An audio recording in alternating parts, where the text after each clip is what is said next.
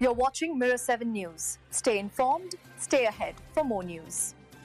It was a shocking sight this weekend in Montreal. A thick, almost opaque smog blanketed the city, and for a few alarming hours on Saturday morning, the air quality here was the worst in the world.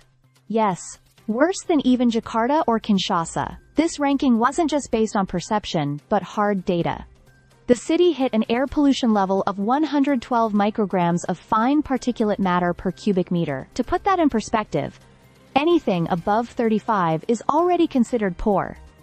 This crisis wasn't caused by local industry or traffic. The culprit was the massive wildfires burning out west in the prairies, particularly in Manitoba and Saskatchewan. The smoke from those fires was carried eastward by slow-moving air currents, and with little wind to disperse the fine pluvios, the smog just settled over Montreal. And it stayed there, worsening through the night into Saturday.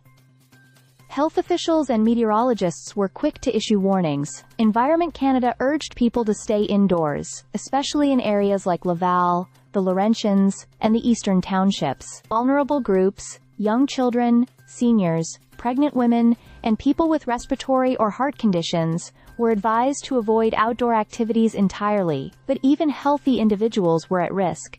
Symptoms from exposure can range from itchy eyes and coughing to more serious issues like asthma attacks or heart arrhythmias. By mid-afternoon, Montreal dropped to the second spot globally in terms of poor air. But the danger hadn't passed. And it's not just the smoke.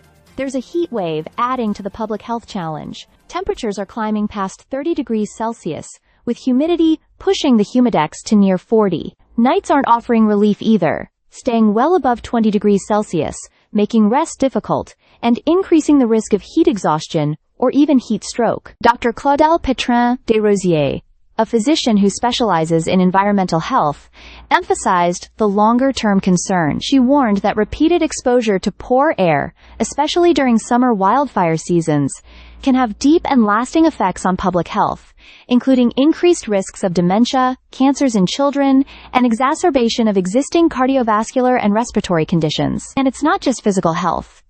Some studies have even linked extreme heat and poor air quality to spikes in suicide attempts and community violence. To protect yourself during these episodes, officials recommend limiting outdoor exposure, keeping windows closed, and using air purifiers if possible. A well-fitted N95 mask can also help reduce exposure when going outside is unavoidable. It's also advised to check in on vulnerable friends and neighbors, especially those who live alone. Ultimately, this is a glimpse into what the future might hold if climate inaction continues.